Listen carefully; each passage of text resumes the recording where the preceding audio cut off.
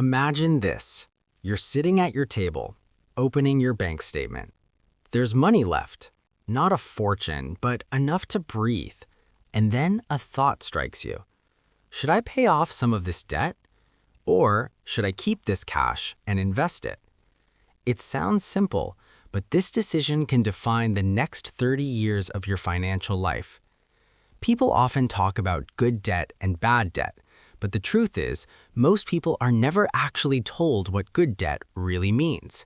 Today, we're stripping it all down. No bank ads, no sugar-coated investment fluff, just the raw financial truth. First, let's say something uncomfortable. No debt is naturally good. Debt has no morality. Debt isn't evil. Debt is simply leverage. It's like a knife. Used correctly, you cook a gourmet meal.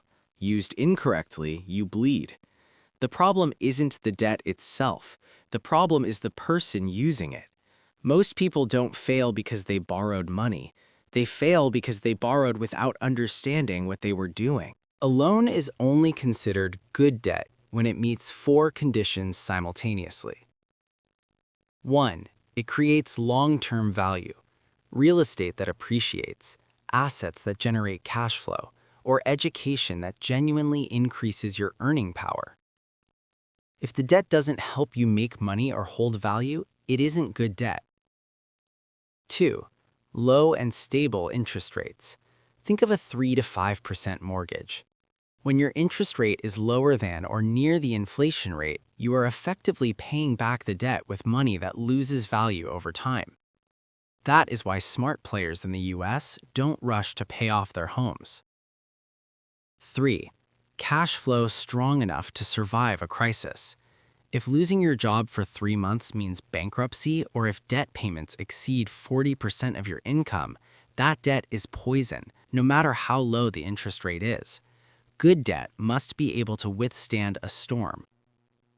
4. A clear exit strategy. Never say, "I'll figure it out later," or "the price will just go up." That's blind faith, not a strategy. Good debt always comes with a plan on how and when you will get out. Bad debt doesn't need a complex definition. It has 3 clear red flags. 1. It's for a depreciating asset. Shopping, vacations, or cars that lose value the moment you drive them off the lot. 2. High interest, 18 to 30% credit cards. You aren't investing smartly when you're paying 25% interest while hoping to earn 10% in the market. 3. It erodes your monthly cash flow. You're paying more interest than principal, and you're borrowing new money just to pay off the old. This isn't financial management. This is financial survival. Stay sharp. Don't fall for these word traps. A mortgage is always good debt.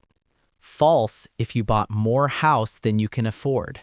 Student loans are an investment. False if your future income doesn't justify the cost. Low interest means it's safe. False if you have no emergency fund. No debt is perfectly safe. There are only people who understand debt and people who are controlled by it. Before you sign any contract, ask yourself one single question. Is this debt going to pay me, or am I going to pay it? If it creates money, consider it. If it only takes money, avoid it. Simple, but not easy. The rich don't fear debt. They fear stupid debt. The poor don't use debt. They are used by debt. Debt won't make you rich, and it won't make you poor. A lack of financial literacy will. Don't follow the crowd. Follow the numbers. Be the badger. Understand debt. Control your cash flow. Protect your future.